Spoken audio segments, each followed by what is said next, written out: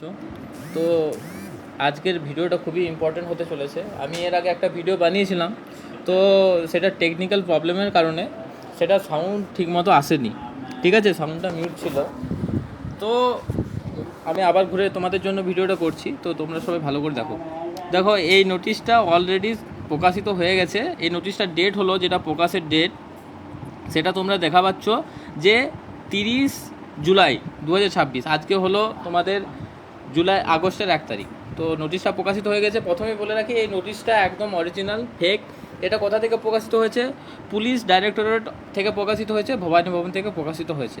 তো নোটিশটা কাদের উদ্দেশ্যে? শুধুমাত্র ডাব্লিউপি কনস্টেবল 2024, নাকি সমস্ত পুলিশ রিক্রুটমেন্ট, শুধুমাত্র ওবিসিদের ক্ষেত্রে? আমি সকল প্রশ্নের উত্তর দেবো।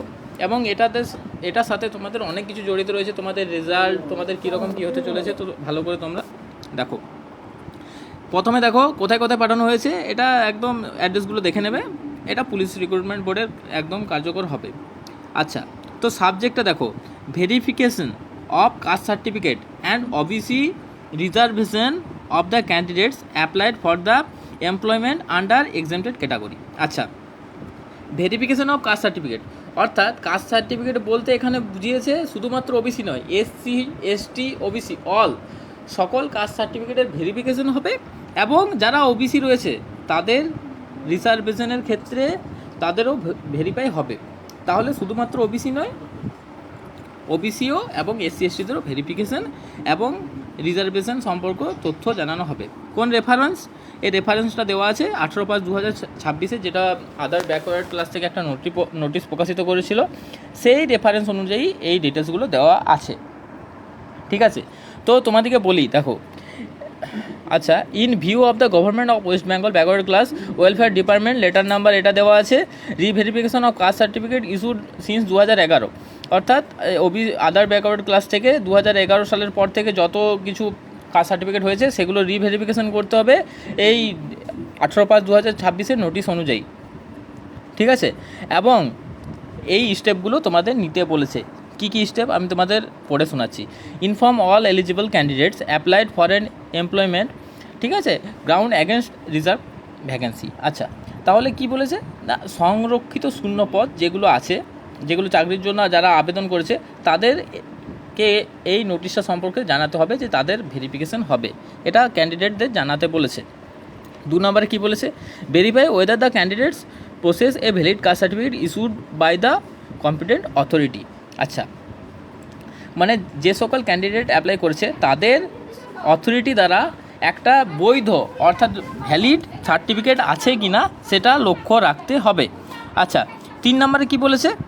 In the case of OBC candidates it shall be ensured that the claimed community is covered under the 66 classes notified by the government of notification এই নোটিফিকেশন।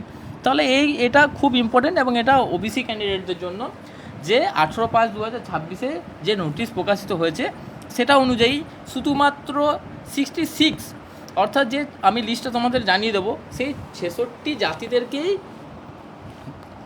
ভেরিফিকেশন, মানে ওরা 66 জাতির মধ্যে পড়ছে কি না সেটা ভেরিফিকেশন করতে বলা হয়েছে। আমি লিস্টটা তোমাদের জানিয়ে দেবো, অনেকেই জানো, যদি কেউ না জানো আমি তো টেলিগ্রামে দিয়ে দেবো, তোমরা টেলিগ্রামে জয়েন করবে, আমি সব আপডেট দিয়ে দিই এবং আমি এখনও একবার দেখিয়ে দেবো, ঠিক আছে। 4 নাম্বারটা দেখো কী বলছে। All appointing authority shall strictly follow the above government orders will processing exempted category appointment cases and no appointment proposal against reserved vacancy shall be processed invalid। আচ্ছা, এটা কি বলেছে?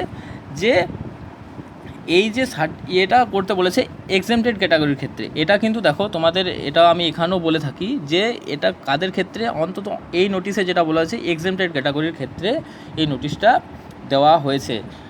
আচ্ছা, বাকি যেগুলো রয়েছে তাদের ক্ষেত্রে কিছু বলা হয়নি। পরবর্তীকালে কী রকম আপডেট আসবে সেটা এখন শুধুমাত্র সরকারই বলতে পারবে। কিন্তু এই নোটিশ অনুযায়ী যারা এক্সেমটেড ক্যাটাগরির ক্ষেত্রে ফর্ম ফিল আপ করেছো অনগোয়িং সমস্ত রিক্রুটমেন্টের ক্ষেত্রে, সেটা এসসি হোক, এসটি হোক, ওবিসি হোক, সমস্ত যারা আছো কাস্ট সার্টিফিকেটের সুবিধা নিয়েছো তাদের ভেরিফিকেশান করতে বলেছে। এবং ওবিসি যারা 66 জাতির মধ্যে পড়ছো তাদের ভেরিফিকেশান করতে বলেছে। আচ্ছা, এরপরে চলে আসি। এরপরে কি বলেছে? In cases where the candidates belonging to SC, ST, OBC A, OBC B caste certificate and whose proposal has been already been forwarded and the government approve. এটা খুব ইম্পর্টেন্ট।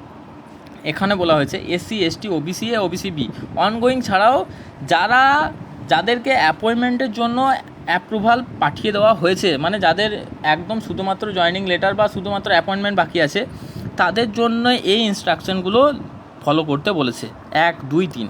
আচ্ছা, কী বলেছে? Immediately verify the validity of the caste certificate in terms of the notification number mention under রেফারেন্সে যে notification number দেওয়া আছে এই 18/5/2026 অনুযায়ী, যেটা আদার ব্যাকওয়ার্ড ক্লাস থেকে হয়েছিল প্রকাশিত, সেই অনুযায়ী খুব তাড়াতাড়ির মধ্যে কাস্ট সার্টিফিকেটগুলো ভেরিফাই করতে হবে। ঠিক আছে, ভ্যালিডিটি ভেরিফাই করতে হবে। আচ্ছা, 2 নম্বরে কী বলছে? 2 নম্বরে বলছে if the caste certificate is found to be invalid, cancelled or otherwise not in conformity with the appropriate government orders, the matter should be reported to the office immediately with full particulars for onward transmission to the government. এটা খুব important. যদি যে তোমাদের এই caste সার্টিফিকেটগুলো অবৈধ বাতিল হয়, ঠিক আছে, তাহলে কি এটা অবিলম্বে খুব তাড়াতাড়ির মধ্যে একদম অথরিটিকে জানাতে হবে। ঠিক আছে, অথরিটিকে জানাতে হবে, এটা বলছে। আর 3 নম্বরে কী বলছে?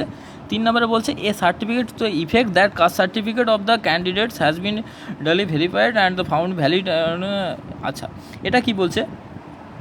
আচ্ছা, এটা বলছে যদি তোমাদের যে কাস্ট সার্টিফিকেটটা আছে, যদি এটা ভেরিফাই না হয়, সেটাও ভ্যালিডিটি যদি না হয়, তাহলে সেখানে তাদেরকে জমা দিতে হবে। কোথায় জমা দিতে হবে? তাদের নির্দিষ্ট অথরিটিকে জমা দিতে হবে।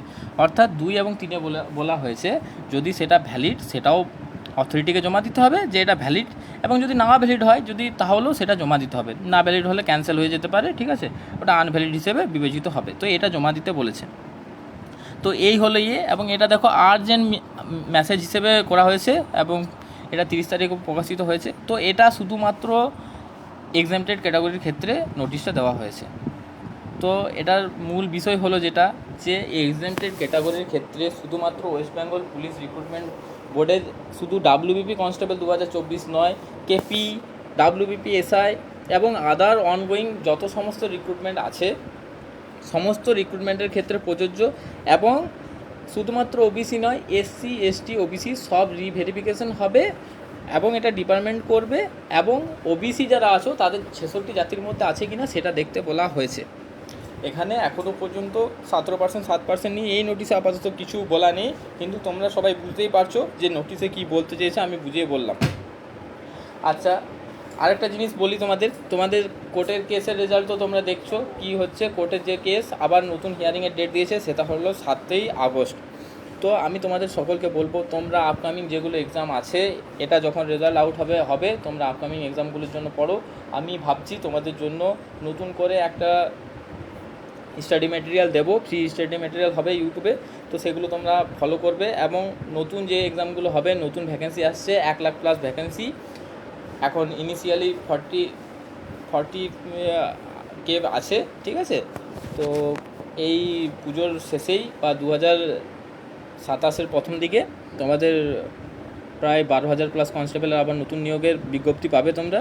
তো সেই হিসেবে পড়তে থাকো, ওইগুলো স্বচ্ছতার সাহায্য হবে এবং বাকি সমস্ত আপডেট আমি তোমাদের জানিয়ে দেবো, ঠিক আছে। তো চ্যানেলটা অবশ্যই সাবস্ক্রাইব করবে এবং টেলিগ্রামও ফলো করবে। আচ্ছা, তোমাদের এটা আমি লিস্টটা দেখিয়ে দিই, এটা সবারই কাছে থাকবে, যদি কারোর কাছে না থাকে। এই হলো 66 যেটা আছে, এটা আগেই প্রকাশিত হয়েছে নোটিশটা, ঠিক আছে। ওবিসি ক্যান্ডিডেটদের লিস্টটা যেগুলো আছে 66টা জাতি, দেখো তেলি, কুলু সব কিছু আছে, এগুলো ময়রা, মোদক, হালুয়াই, গোয়ালা, গোপ সব রয়েছে। তো তোমরা যদি এই 66 জাতির মধ্যে পড়ো তাহলে তো খুবই ভালো, তাহলে তোমাদের কোনো প্রবলেম নেই। যদি না থাকো তোমরা ওবিসি থেকে বঞ্চিত হবে। তো এই ছিল আপডেট। যাই হোক, সবাইকে ধন্যবাদ, ফলো করবে, সাবস্ক্রাইব করবে।